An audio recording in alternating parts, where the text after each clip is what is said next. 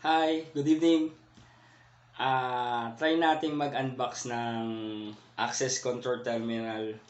Itong biometric model F7. Ito. Bastard.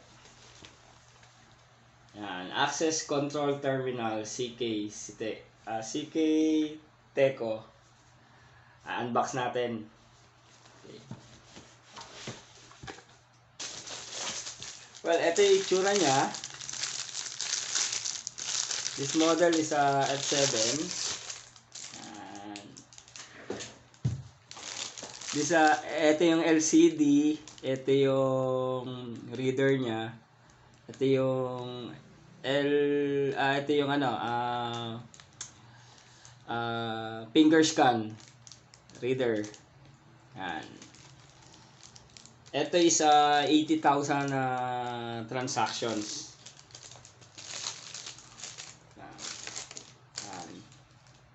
See?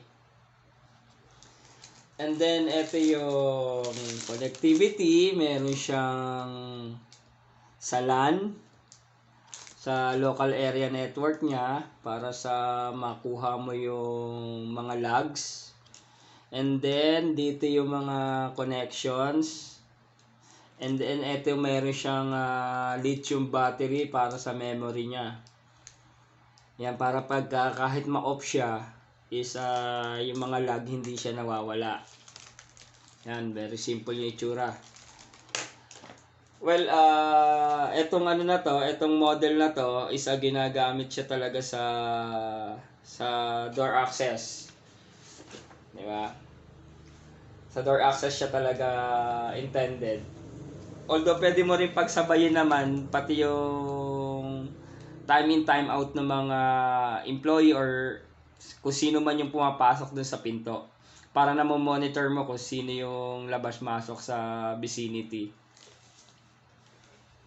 And then meron siyang frame para pag in-install mo. Ito, may frame siya. Bakal to, metal. It's metal. Yan. May rubber siya para ito. Nakaganyan yan eh. Ganyan na itsura niya, nakaganyan. Tapos dito yung mga connectivity, dito nakakabit yung battery pack, yung lock, yung sa power, nandito lahat siya nakakabit. And then meron din siyang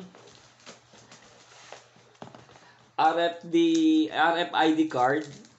Pwede kasing combination, magpi-finger scan ka and then mag-badge ka. Combination, pwedeng finger scan lang, biometric lang.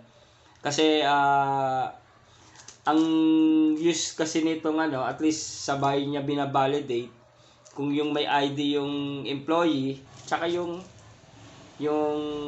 finger scan ng employee. Kasi pag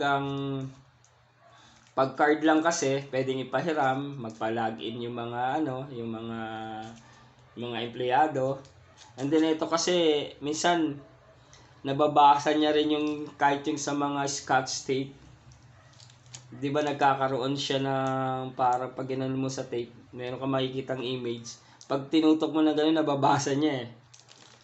Kasi optical siya, hindi siya yung isang klase ng reader. Ito may baterya siya, may may RFID card. Tapos ito yung sa power nga, yung sinasabi ko, dito nakakonect yan sa likod. And then ito yung sa may power 12 volts. And then meron siyang yung kit, yung tools niya, meron na rito. Tapos meron siyang ito yan. Meron siyang yung parang star na screwdriver. Star siya. Special yung tools niya. Tapos meron na siyang libreng diode. Itong diode, ginagamit ito pag sa installation. And then meron na rin siya mga metal screw or wood screw. Meron na siya para sa pag i-mount nyo. Yan, normally ito yung laman ng basically ito yung laman ng access control terminal natin. Itong model na to, F7. Ano siya, hindi rin siya masyadong mahal at okay siya sa sa door access. Kasi may ibang model para sa time and attendance. Yan. Okay guys, yun lang po. Good evening po. Please follow my my page and subscribe. Thank you very much.